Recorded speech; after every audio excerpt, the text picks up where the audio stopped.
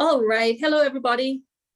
It's good to see you all here today as we do this first of student stories, actually.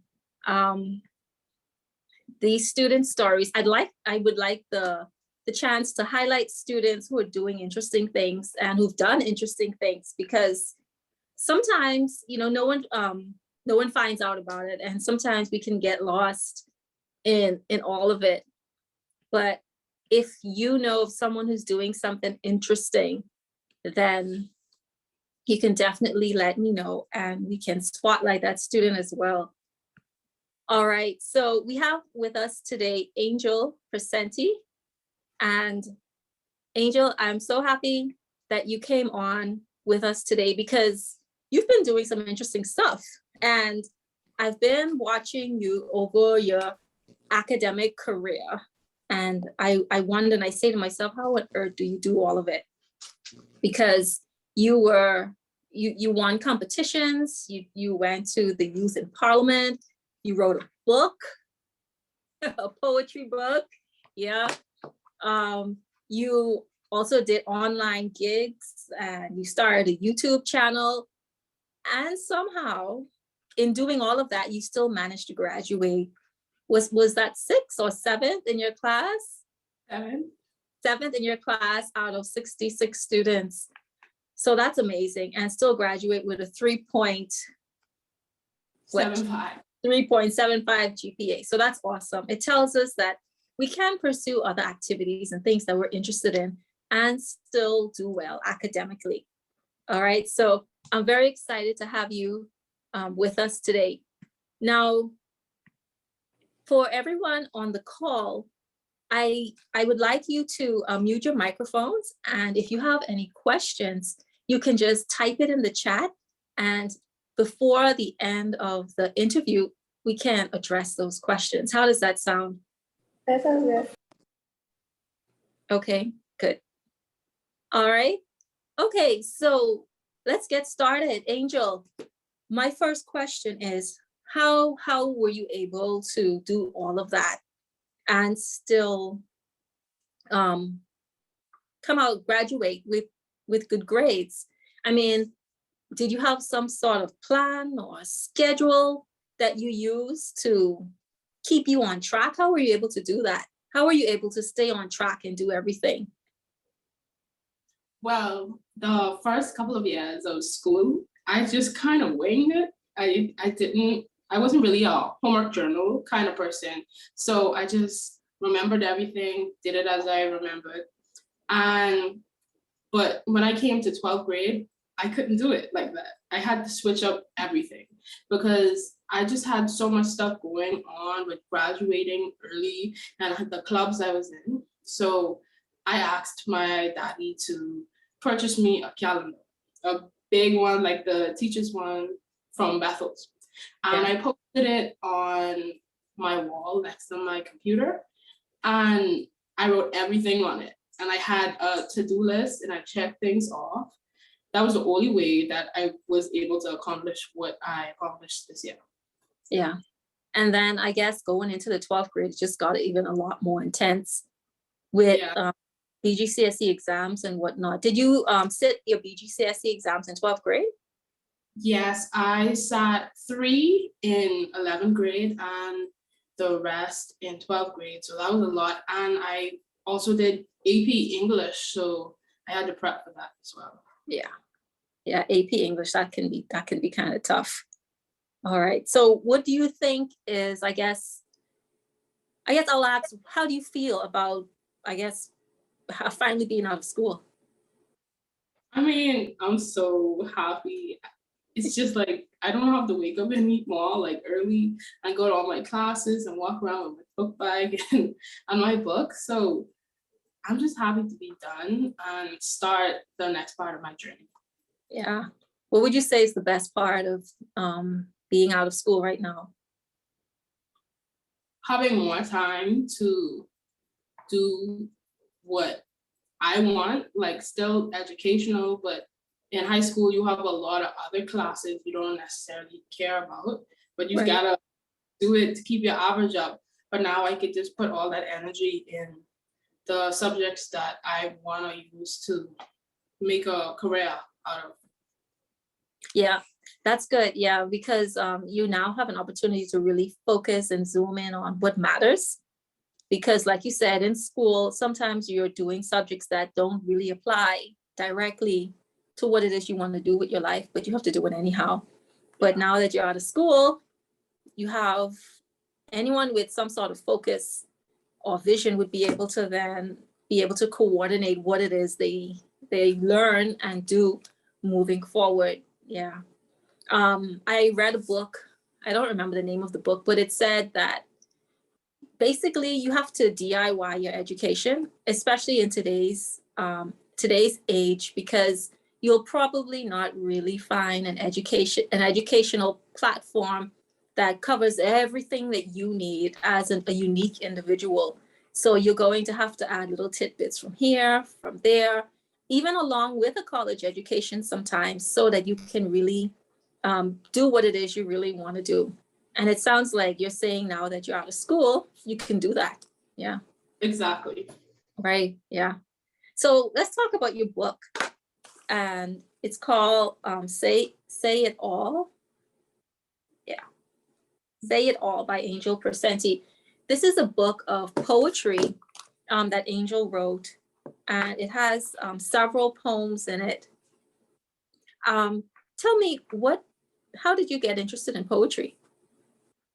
Well, that's a really interesting question. Okay, when I was in 8th grade, I had a teacher that really encouraged devotions in the morning. And he would just make it really open. You could do whatever you want as long as you contributed. And it was set where every person had a day, so nobody repeated. He made sure everybody went.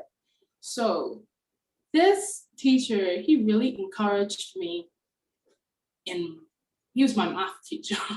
And math wasn't my strong suit, but he really encouraged me in poetry, English, because he felt that it was my forte. And I actually wrote like spoken word first. And I wrote it, my first one was called Wake Up. And I was kind of a bit sensitive about insecure about my math capabilities. So just like the poem Wake Up was just like, hey, school system, give me a chance, like make it in a way where I could prosper. So that's how I got into poetry. And I just started from there doing poems in church and then in school assemblies. I just kept it in one document. So I didn't intentionally create a book. I just had a lot of poems. Right. And then some like, you should publish a book. And I'm just like, I don't know about that. It's just like, I do it more for me. And that was how it started. Okay, yeah. So you found yourself with this big collection of poems after getting interested in it. And then someone was like, you should publish a book. And so can you tell us what this process was like publishing this book? Because I know there are students out there, even if not poetry, they might be interested in publishing a different kind of book. It can be children's storybook or any other kind of book. And can you tell us what the process was like for you? How did you go about publishing this, whether it was even done locally or what? Well, my publishing journey started on Amazon KDP. It's an online self-publishing tool created by Amazon. And my first step was basically looking at my document. I had a lot of poems which didn't necessarily fit together. So I had to sort them out. Because you think you have this document, you could just publish it. But no, I had to categorize it and separate it, make a theme, select genres. And that was the hardest part, because when you write, you kind of get connected to your poetry and you want to publish all, but that's not the best choice. So after I sorted my poems, I formatted. I learned everything from YouTube. So when people's like, YouTube it, YouTube it. I learned how to format, insert headers, footers, page numbers. like bleeds and no bleeds. I learned so much stuff from you too. And I uploaded it on KDP, and where I can make money internationally on the Amazon marketplace, I just targeted my sales more locally. So Okay. I get both. Right. Okay. So it is open to an international market, the sales, you say? Yes.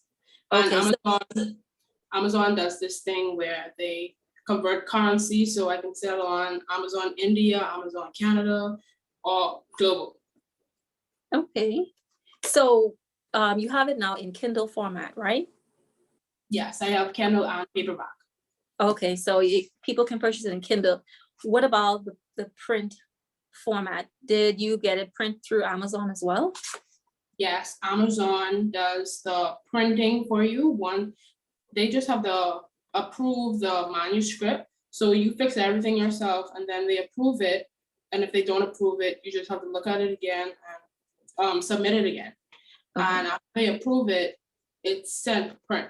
And what's really cool for the authors, they offer author copies, which are far cheaper than, let's say, you were buying it off Amazon.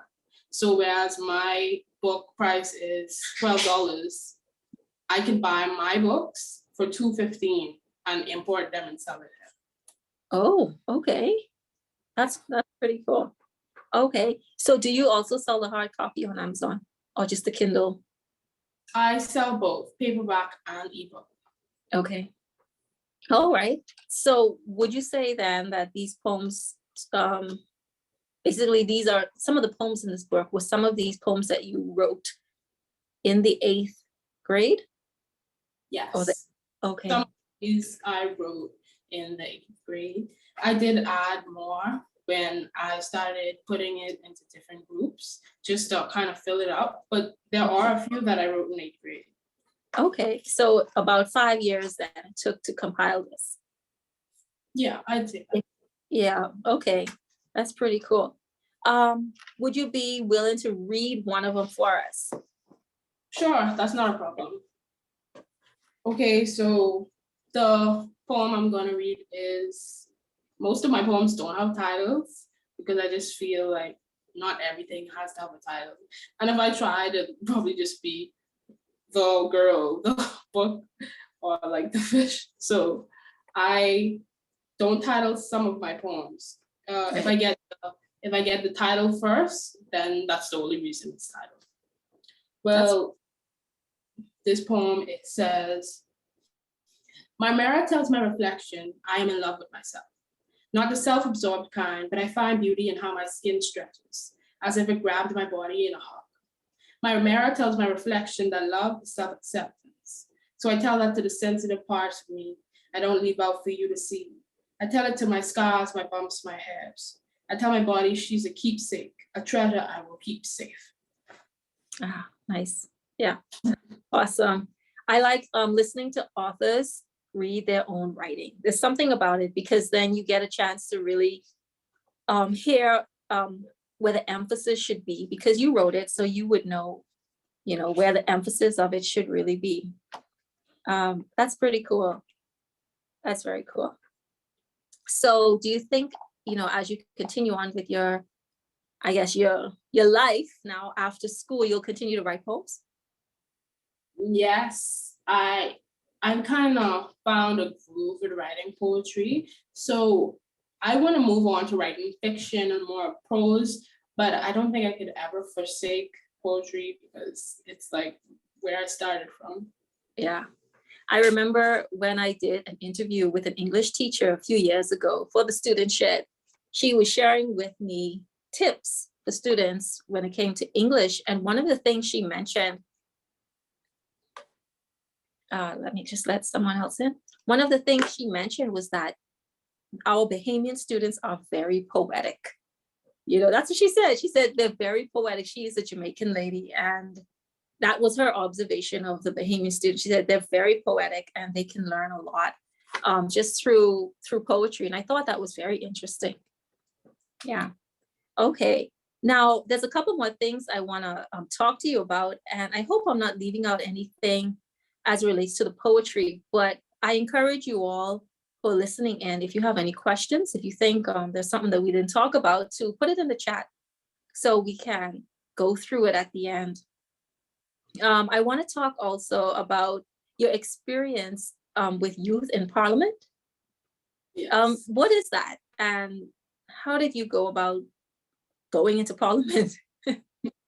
Well, Youth in Parliament is basically an opportunity for the youth of the Bahamas to have like a week in Parliament, and it starts with like seminars and meeting the ministers, and then the last day we actually go inside the House of Assembly and present on two major issues or topics that plaguing Bahamas.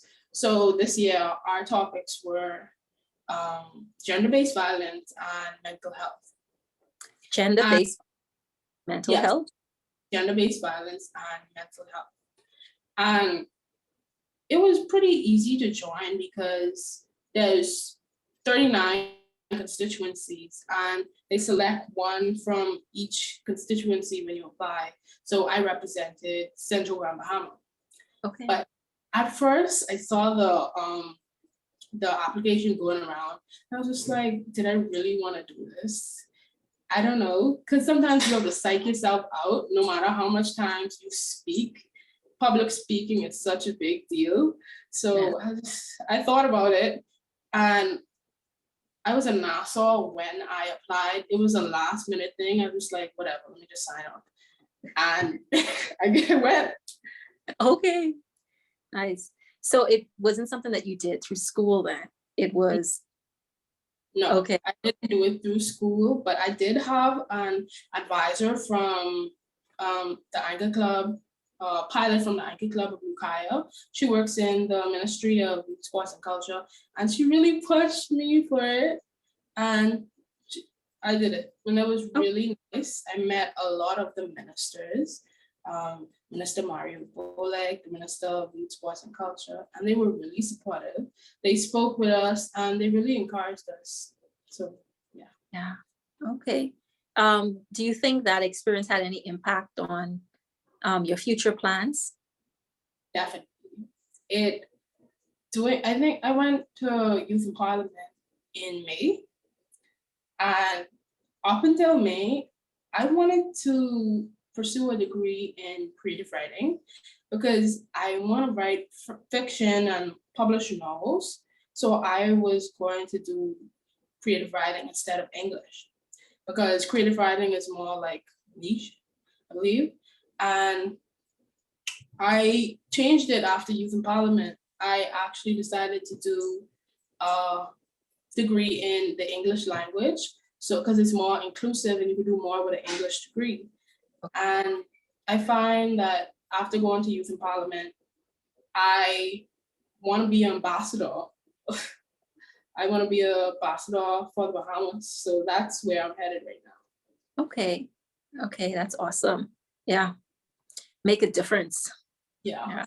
Because before, I feel like, I'll admit this, but I just wanted to go off with not exactly, I would come back, but going to Youth in Parliament made me really realize that if I don't do it, nobody else will do it. So yeah. I feel that like urge to like make a difference now because I feel that I can. I have assets that can help me make the Bahamas a better place. And if everybody keep leaving, there will never be anything to come back to. That's right. Yeah, that's awesome. Yeah, that's the thing. It's a funny dilemma I think that young people are in right now because a lot of young people, you know, they want to go to college and they want to study different things, but there's a good chance what they study, there's no job for it here. And so it puts them in a situation where they may then stay, especially if they go to the States, they may stay in the States or stay in Canada. And then we lose out. We who are left here in the Bahamas, we lose out on that. And there's a term for it, it's called brain drain. And that's where the college educated folks, they leave the country and they stay away. And those who can actually make a difference, they're not here anymore, you know? So I like that you're thinking about it in that kind of way, because we do need people who are educated and experienced and who are willing to make a difference. Yeah. And also to work together with other people who are interested as well. So that's pretty awesome. Yeah. Was there anything else in particular about the youth empowerment experience that you wanted to mention before I move on? Yes, when I was at Youth Empowerment, I actually got the chance to give my book to various ministers and Lady Davis, and I learned a lot about networking. Like, I really felt out the field when I went to Youth Empowerment. Like, I learned a lot, and I feel like I matured a lot, because you could be really party, but I stepped up to the plate and I really networked. I met people from Abaco, that's my age, people from Nassau, people from Anagua, and I actually met a friend from Andros. I met him when 2016 Student of the Year, and we met again right at Youth Empowerment, and that was so crazy for me. Yeah, that's awesome. That's really awesome. I'm happy to see that there was actually quite a bit of kids, young people doing that. That's pretty awesome. Maybe we can talk a little bit about your Fiverr experience. For those of you who are not familiar with what Fiverr is, it is a freelance platform which allows people to sell gigs. And it started with $5 gigs. That's why it's called Fiverr. So you can sell a gig for $5, whether you're like editing someone's video or reading something or creating a graphic design. I mean, you can charge more than $5, but it was based on the premise of putting together a $5 gig. And Angel, I know you had some experience on Fiverr there. How did you find out about it, firstly? Well, it was last year, May, during COVID. I wanted a job really badly. Mm-hmm. And no one in the Bahamas, we don't have like a lot of job opportunities for the youth when it's not summer. Because like you'd go to States and then you'd go to like Japan and Korea, and there's like part-time jobs for students. But in the Bahamas, it's just like you only have summer to earn. And some people go away, some people, they just can't do it in the summer. But I really wanted a job, and I was watching YouTube videos, going back to YouTube again. I was Googling online jobs. I almost got a job transferring audio to text, but I was like, that's not my field. But I was just like, God, give me a job. I want money. I'm gonna shop. So I came across Fiverr online just per chance. Like, as you said, it's a freelance site where you could sell gigs. And I browsed and I saw like editing and other stuff. And then I didn't know what was a beta reader before going on Fiverr. So I had to Google what is beta reading. And basically it's where somebody has an unpublished manuscript and you read it and critique it, honest feedback, and then that person, they pay you for it. So that's what I ended up doing. And I made my account and you create these packages. So I started off like my first gig, I did like $5. I started at $5. Then after I got more attention and I realized, hey, I put in so much work into this, I need to go higher. Now I'm like, for like the first beginning of the book, I charge 15 and then I go all the way up to 45. And now I'm a 5-star seller on Fiverr. And I'm a 5-star seller on Fiverr. And it's just crazy because you get the hair back from the authors, and I comment on their plot, on their tone, on their description, everything. And I really like to read. So I'm doing something that I love while also making money. That is awesome. Yeah, that's actually one of the benefits of doing online gigs on the internet. You can do what you love right from home. Yeah.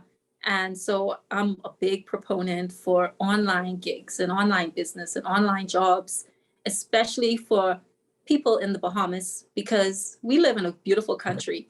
And, we don't really need to always leave this country because, the Bahamas is very beautiful. And it's a very interesting thing to be able to work from here, do what we love, and still get to enjoy, the beauty of our country. And so sites like Fiverr give you the opportunity to do that. Would you recommend that more young people try it out? Definitely. I have a friend that did video editing, and he was racking up like $200 just editing videos for YouTubers. And everybody knows how to edit videos now. It's not that hard. And just shoot your shot, honestly, because you might just find something and you could do it easily when it's all about like providing a service. So if you could do it easily, just do it and make money. Yeah. And you said something there that I want to point out. You said everybody knows how to edit videos. And that's an interesting thing because the thing is, no, not everyone knows how to edit videos. But I know you know how to edit videos because you have a YouTube channel as well. And sometimes we take for granted what we know how to do because we think, well, everyone knows how to design a flyer or everyone knows how to edit a video. But I want to encourage you and all of the other students who would be watching this to not take what you know for granted, because there are people out there who do not know how to edit a video or design a flyer. And then there are companies out there or individuals like business owners, even if they know how to do it, they don't want to because it's taking up too much of their time. And it may take up too much of their resources. So they prefer to hire someone who can help them out and do it. You also said something good there, which is providing a service. And I think that young people, you should think along those lines when you're trying to figure out what to do. Think of it from the standpoint of providing a service for people, not so much just what you'll get from it, but making sure that what you're doing is actually benefiting someone else. And if you can find a job or a gig that does that, then you will always be in demand if you're providing a real service for people.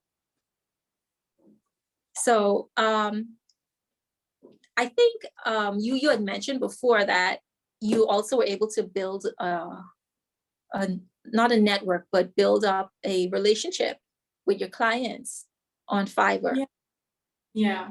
So I had this client who actually lived in the States, in the United States, but she's Bahamian, and I beta readed her book. And she was so impressed with it that I actually started working for her and her company, Women Breaking Forth. And now I don't edit, but I format. I mean, I don't beta read, I format and edit. So I never would have had that opportunity if I didn't start from beta reading first. Yeah. Yeah, and you gave her the opportunity to see that you can do good work. Yeah. So what about your YouTube channel? Every time I watch your videos on YouTube, I laugh. The humor that you inject in there, it's just quite funny. Even I'm sure the audience is probably young people, but when I watch it, I laugh. And when I first watched the first few videos, I thought, wow, you should definitely keep doing this. What made you decide to start a YouTube channel? Well, I saw a lot of booktube videos. Like I said, I'm an avid reader. And booktube is basically YouTube for people who read books. And they read and review stuff and all that. So I decided my YouTube would be like book reading, K-pop, K-drama review, and poetry, because I'm a poet and I did a lot of poetry. And everybody was making, well, not everybody, but a lot of people started making YouTube videos. And I was like, it looks fun. I can do it. So I just Yeah. did it. Yeah. What is the name of your channel for those who might be interested in visiting? I believe it's angel.kana, my middle name. Okay, so that's ANGEL dot CANA. Okay. All right. So we'll probably put it in the chat before we're done in case some folks want to go and visit it. Okay. Yeah. So this is what I'm saying. You've been busy. You've been really busy. If there were one thing you could change about your experience in high school, just change one thing, what would it be? I think I want to spend more time with my friends because they kind of snuck up on me. I'm not really emotional about it, but I was really busy that whole year. So it's now we're graduating, all this have different paths, and we won't be in that classroom again. So it's just like a big milestone. I think I would have spent a little more time with my friends. Yeah, I understand that completely. Yeah, especially, being so busy and whatnot. Well, you may get a chance to spend more time with them, depending on, where you guys decide to go and into the future. And if they decide to come back, to the Bahamas. If there were, if nothing stood in your way, moving forward in the next 5 years of your life, if nothing stood in your way and you could plan out the next 5 years of your life perfectly, what would it look like? Well, I would pursue a bachelor's degree in English in Acadia in Canada. I do that. That's 4 years. And I think I'd go and do my master's in the UK. Okay. Yeah. And you would do your master's in English as well? I haven't thought that far yet, but I think so. But I also think that I might pick up some other stuff because, like I said, I want to be an ambassador. So some of the classes that I've enrolled in are like history and psychology and sociology. So I want to do stuff that would help me be an ambassador. Political science, I also enrolled in that class. Okay. Would you consider online education? I mean, for college, if you had to? If I had to, yes. But I want to see the world. Right. Yeah. Yeah, there's that experience that comes with getting up and actually going. Yeah, because the college experience for some people, especially if they haven't had the opportunity to really, get out there and travel the world, which not hardly any of us have, college gives you the opportunity to see the world and meet new people face to face and build new relationships. So I get you. Yeah, I definitely get you. All right. If you had, I guess, some advice to give to the young people, those who are still in school, what advice would you give them? I would give them the advice of don't be afraid to put yourself first. In the case where there's a lot of distractions, there's a lot of stuff wanting your attention, and when you put yourself first, you guarantee that you get to the places you need to go. Like if you can miss a party, there's parties for the rest of life. You can miss hanging out once or twice. Make sure you do what you need to do to accomplish whatever you need to, because it's important. This is the foundation. Yeah, that's my advice. That's awesome. Yeah. And so put yourself first. And that basically means, knowing what it is that you want. And because a part of that actually involves knowing what it is you want out of life. so that you can make those decisions when an opportunity comes to pick and choose. Should I go to this party? Should I stay up late and watch this movie? Or should I study? Or should I work on this essay or something? You know why you're doing it. Yeah. And you're not doing it for your parents, but you're doing it for yourself because, you know, like you say, you're putting yourself first. Yeah. That's awesome advice. Yeah. All right. Well, I think I'm out of questions. Do any of you on the call have any questions? If you do, you can put it in the chat. Angel, I really appreciate you taking time out to share this with us, because sometimes I think that, you know, the young people, they're so accustomed to getting advice from older people. And sometimes you can feel like you don't understand, man. You're too old. You don't understand what I'm going through.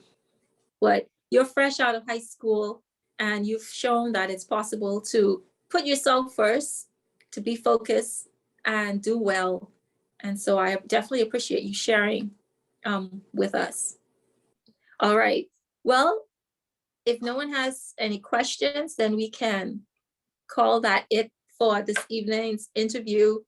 And again, thank you very much. And thank you guys for joining us, everyone who showed up today to this meeting. Thank you so much for taking the time out to share this time with us. And I'll see you next time. All right. Take care. Thank Bye-bye. you. Bye.